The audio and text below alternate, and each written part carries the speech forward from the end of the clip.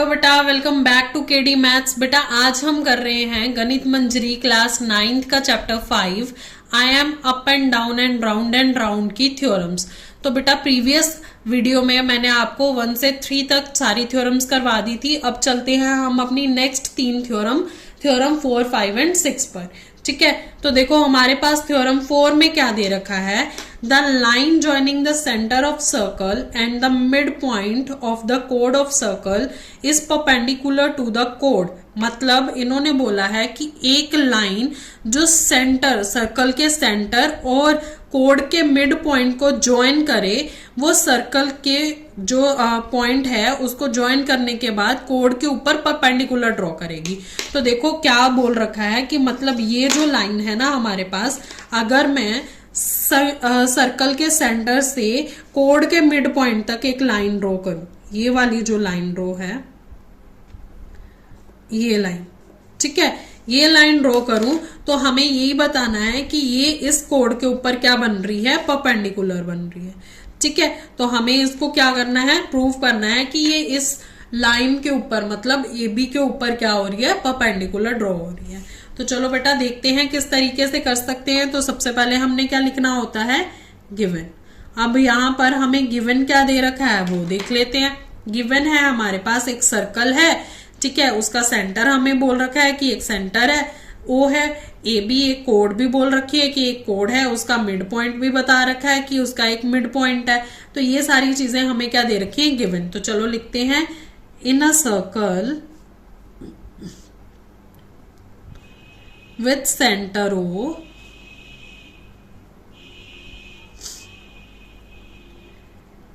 AB is a chord and M is the midpoint of AB।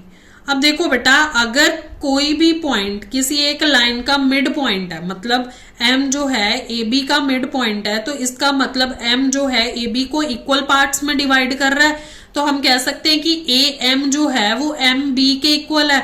तो ये भी लिख देते हैं, A M is equals to M B. तो मिड पॉइंट का यही तो मतलब होता है, ये दे दिया हमें गिवन। अब हमें प्रूफ क्या करना है, टू प्रूफ में देखो क्या लिखेंगे, हमें प्रूव ये करना है कि ये जो ओ एम है ना, मतलब यही बोला था ना उन्होंने कि जो सेंटर से अगर हम कोड के ऊपर लाइन बनाए तो ये दूसरी लाइन के ऊपर क्या है, परपेंडिकुलर है। तो it means O M perpendicular है ए बी का, ये हमें प्रूव करना है। तो A M perpendicular to A B, ये हमने प्रूव करना है। अब देखो अभी ऐसे तो हमें कुछ नहीं समझ आ रहा कि हम क्या कर सकते हैं क्या नहीं कर सकते, लेकिन अगर मैं इन लाइंस को ज्वाइन कर दूं, किनको ज्वाइन कर दूं, ओ ए और ओ बी को ज्वाइन कर दूं, तो मेरे पास कुछ कुछ ट्रायंगल बन जाएंगी, फिर हो सकता है मैं प्रूव कर दूं। तो चलो कंस्ट्रक्शन करते हैं। कंस्ट्रक्शन के लिए मैंने क्या किया, ओ ए और ए ओ बी को क्या कर दिया, मैंने ज्वाइन कर दिया। ठीक है, तो ये हो गई हमारे पास कंस्ट्रक्शन। तो कंस्ट्रक्शन में लिख देंगे,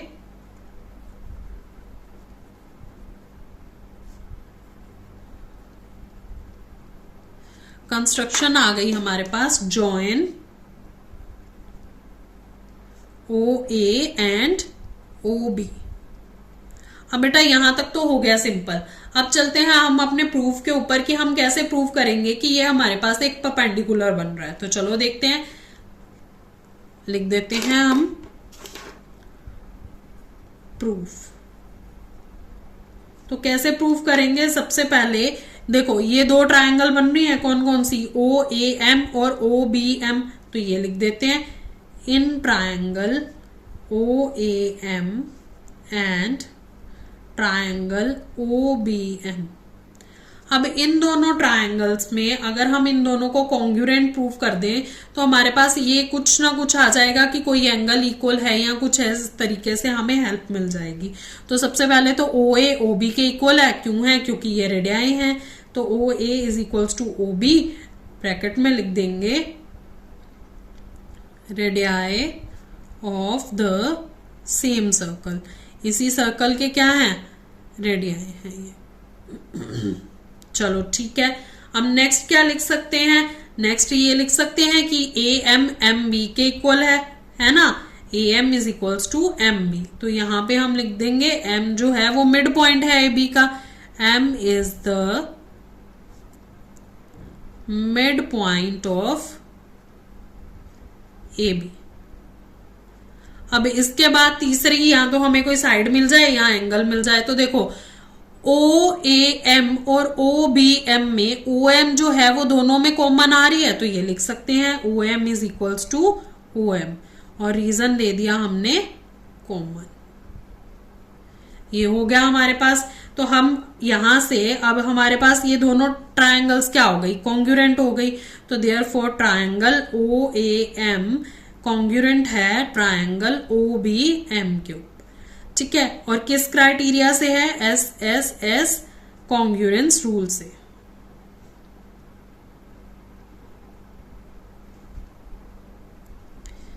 अब बेटा ये मैंने क्यों प्रूव किया, इन दोनों को कॉन्ग्रुएंट क्यों प्रूव किया, यहां से मैं लिख सकती हूं कि मेरे पास जो ओ एम ए और ओ एम बी एंगल हैं वो सेम है। मतलब मेरे पास ये वाला एंगल और ये वाला एंगल क्या है, दोनों हो गए सेम एक दूसरे के, है ना। सीपीसीटी से मैं लिख सकती हूं, तो यहां पे लिख देंगे by CPCT angle O M A is equals to angle O M B.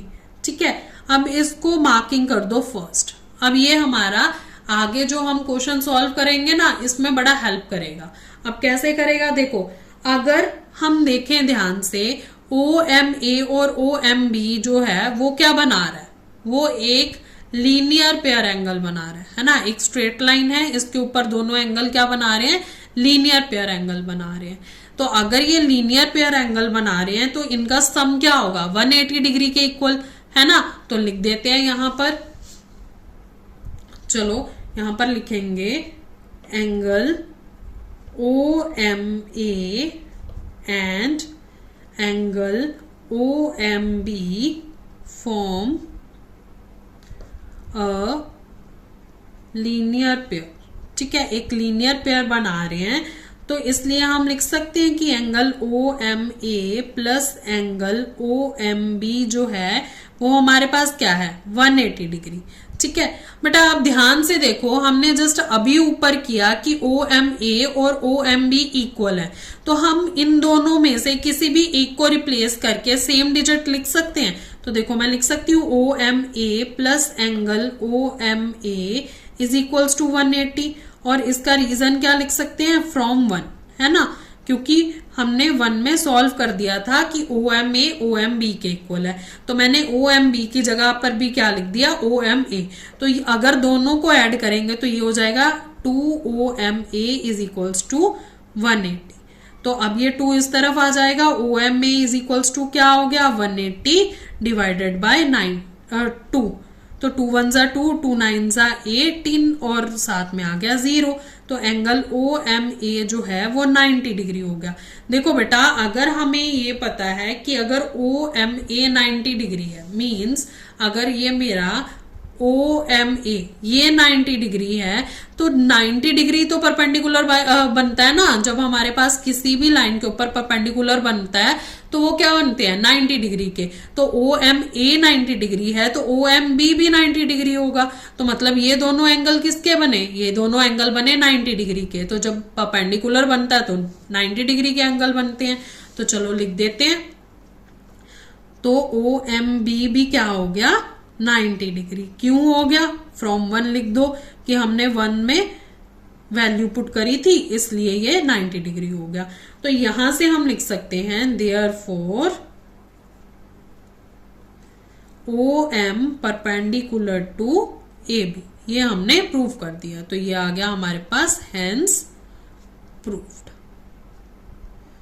तो बेटा ये थी हमारी थ्योरम 4। चलो बेटा देखते हैं थ्योरम 5। थ्योरम 5 में हमें बोला गया है the perpendicular form the centre of a circle to the code of circle bisect the code. मतलब अगर हम सेंटर से कोड तक एक परपेंडिकुलर बनाएंगे तो वो क्या करेगा, कोड को बाइसेक्ट करेगा, मतलब उसको कट करेगा।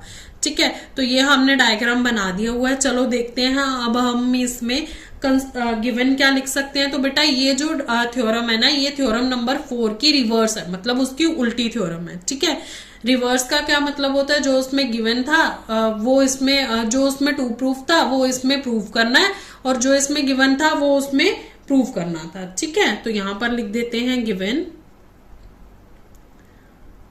तो गिवन हमारे पास क्या आ जाएगा, इसमें एक सर्कल दे रखा है, इन अ सर्कल विद क्या है, सेंटर ओ, ए बी क्या है, एक कोड दे रखी है, और हमें ये बता रखा है कि ये जो लाइन है ये इसका क्या है, परपेंडिकुलर है, तो O M perpendicular to A B. ठीक है, अब हमें क्या दे रखा है, नेक्स्ट हमें क्या करना है, प्रूव करना है, तो टू प्रूव में आ जाते हैं। प्रूव हमें क्या करना है, प्रूव ये करना है कि ये इसको बाइसेक्ट कर रही है, मींस ये जो लाइन है ये इसको बाइसेक्ट कर रही है, तो अगर इसको बाइसेक्ट कर रही है तो मतलब A M is equals to M B लिखना है ना, कि हमें ये प्रूव करना है कि ए एम जो है वो एम बी के इक्वल है, तभी तो पता चलेगा ना कि ये इसको बाइसेक्ट कर रही है। अब यहाँ पर हमें कुछ नहीं समझ में आ रहा, तो हम पिछले क्वेश्चन की तरह क्या करेंगे, इन दोनों पॉइंट्स को मीट कर देंगे। किन दोनों पॉइंट्स को मीट करेंगे, ओ ए और ओ बी को। ठीक है, तो ये हमने कंस्ट्रक्शन में कर दिया मीट इसको। तो बेटा ये हमारे पास ओ ए और ओ बी को हमने मीट कर दिया, तो अब हम लिखेंगे इसकी कंस्ट्रक्शन।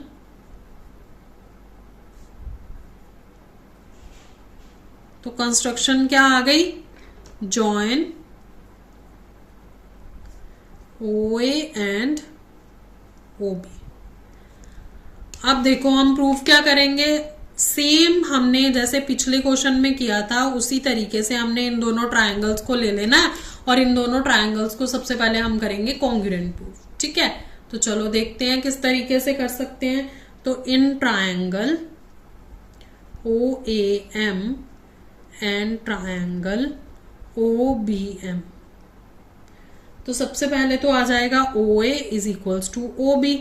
सेम रीजन, क्या रीजन था, रेडियाई थे दोनों सेम सर्कल के, radii of the same circle. ठीक है बेटा, अब दूसरी चीज ओ एम दोनों में कॉमन आ रहा है, तो वो ये भी लिख सकते हैं, O M is equals to O M, ये क्या है, कॉमन। अब तीसरी चीज देखो, हमारे पास तीसरी कोई साइड तो कॉमन है नहीं, क्योंकि उसमें तो हमने किया था A M is equals to M B, क्योंकि हमें उसमें गिवन था। अब प्रूव ही ये करना है हमें, तो हम कोई एंगल देख सकते हैं। तो देखो बेटा, हमने उसमें क्या प्रूव किया था, हमने प्रूव किया था कि ओ एम ए और ओ एम बी जो हैं ये दोनों इक्वल एंगल्स हैं। क्यों इक्वल थे, क्योंकि ये जो था ओ एम जो था वो परपेंडिकुलर था ए बी का, तो यहां पर तो हमें ये गिवन है, तो हम यहां से लिख सकते हैं ना कि angle O M A is equals to angle O M B. क्यों, क्योंकि ओ एम जो है परपेंडिकुलर है ए बी का। ठीक है, ये हो गया।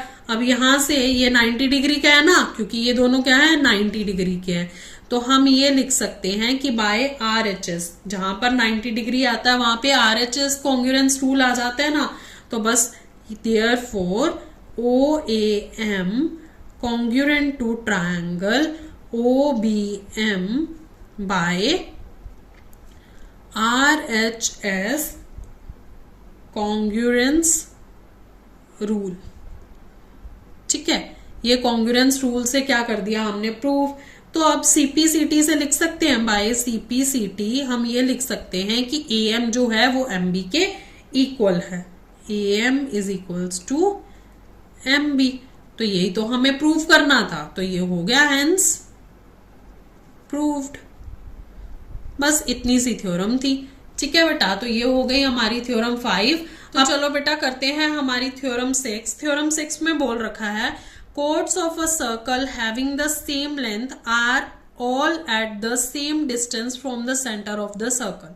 मतलब कि जो हमारी सर्कल के कोड्स है ना सेम लेंथ के, जैसे ए बी और जी एफ है, ये कोड है हमारे दो सर्कल के, इनकी सेम लेंथ होगी और इनका जो डिस्टेंस होगा सेंटर से किसी भी पॉइंट के ऊपर वो भी सेम होगा।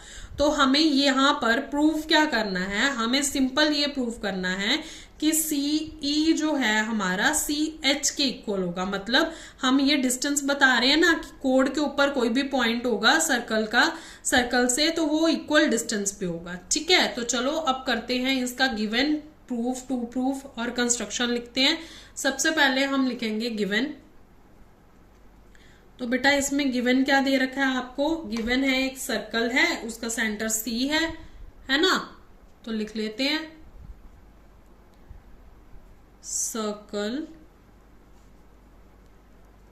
विद सेंटर C और क्या दे रखा है, दो कोड इक्वल दे रखी हैं, है ना। तो AB is equals to GF दे रखा है। और क्या दे रखा है, और ये दे रखा है कि यहाँ पर कोई भी इक्वल डिस्टेंस पे अगर हम इन पे मार्क करते हैं तो वो हमारे पास उसके पॉइंट्स होंगे। तो मतलब E and H are mid points of AB and GH respectively लिख दो। ठीक है, ये हमें गिवन है। ठीक है बेटा, अब हमें प्रूफ क्या करना है, तो टू प्रूफ क्या करना है, हमें ये प्रूफ करना है कि जो पॉइंट्स हमें दिए हुए हैं वो इक्वल डिस्टेंस पे, मतलब वो दोनों एक दूसरे के इक्वल हैं। तो हमें प्रूफ करना है कि CE जो है वो CH के इक्वल है। बेटा इसमें कोई भी कंस्ट्रक्शन की जरूरत नहीं है क्योंकि हमारे पास ऑलरेडी जो हमें चाहिए वो है। तो हम सीधा आते हैं प्रूफ के ऊपर। प्रूफ में क्या करेंगे बेटा, देखो हमारे पास दो ट्रायंगल्स बन रही हैं। कौन सी दो ट्रायंगल्स बन रही हैं, एक बन रही है CAB और दूसरी बन रही है CFG, है ना। एक ये वाली ट्रायंगल और दूसरी ये वाली ट्रायंगल। तो इन दोनों ट्रायंगल को हम क्या करेंगे, कॉन्ग्रुएंट। तो in triangle CAB and CFG, तो यहां से हम लिख देते हैं CA is equals to CF। CA CF के इक्वल क्यों है, क्योंकि ये क्या है, रेडियाई है ना, रेडियस है हमारे सर्कल के। तो लिख देते हैं रेडियाई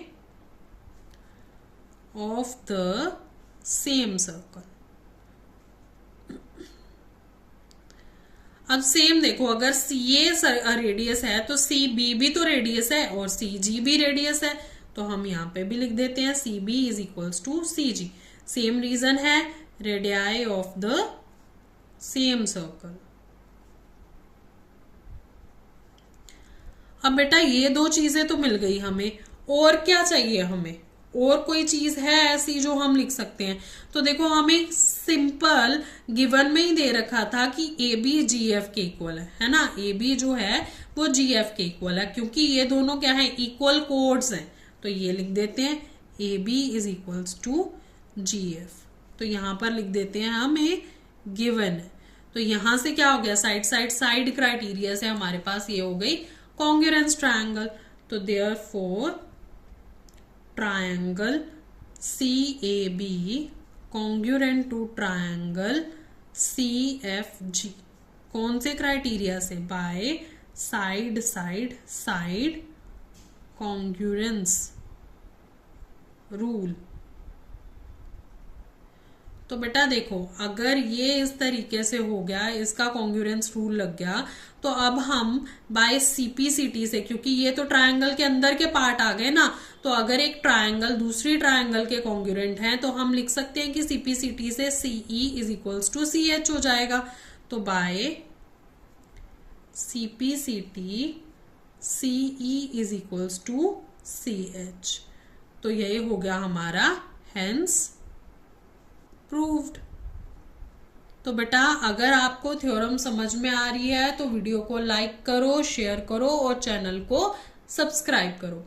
नेक्स्ट वीडियो में हम अगली 3 अपनी थ्योरम्स करेंगे, थ्योरम 7, 8 एंड 9। तो वीडियो को